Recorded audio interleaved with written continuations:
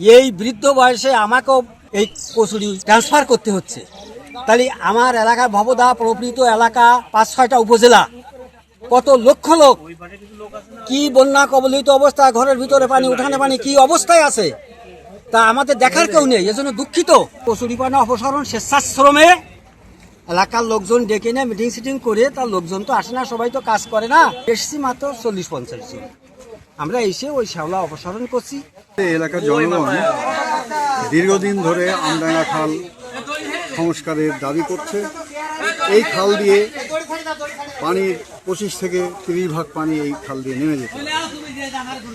দীর্ঘ আন্দোলনের পরে ২ বছর ধরে একটা প্রকল্প, টেন্ডার ইত্যাদি হয়েছে, কিন্তু রহস্যজনক কারণে সেটি বাস্তবায়ন হচ্ছে না।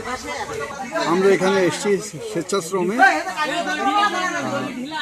এখানকার যে কচুরিপানা সেটা পরিষ্কার করার জন্যে।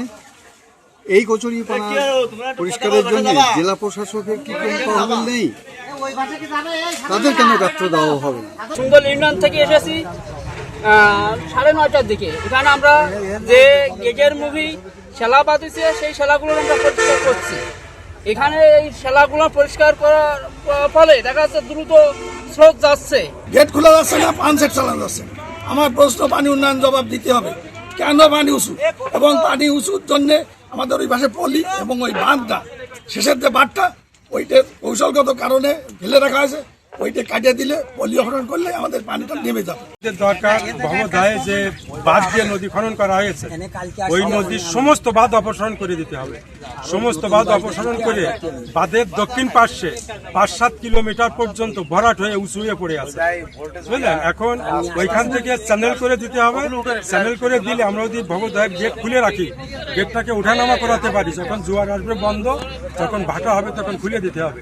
এবং যেখানে পলি পড়ে গেছে, যে নদীর মতো যে পর্যন্ত কাটা হয়েছে ওই দক্ষিণ পাশে, যদি ওই বাঁধটাকে বাঁধ অপসারণ করে ওইখান থেকে একটা চ্যানেল করে দেওয়া হয় যেখানে পলি পরে ভরাট হয়ে গেছে, তাহলে কিন্তু আমাদের এই মোটামুটি এই পানি এখনকার জন্য এই পানিটা হয়তো বা সরে যাবে।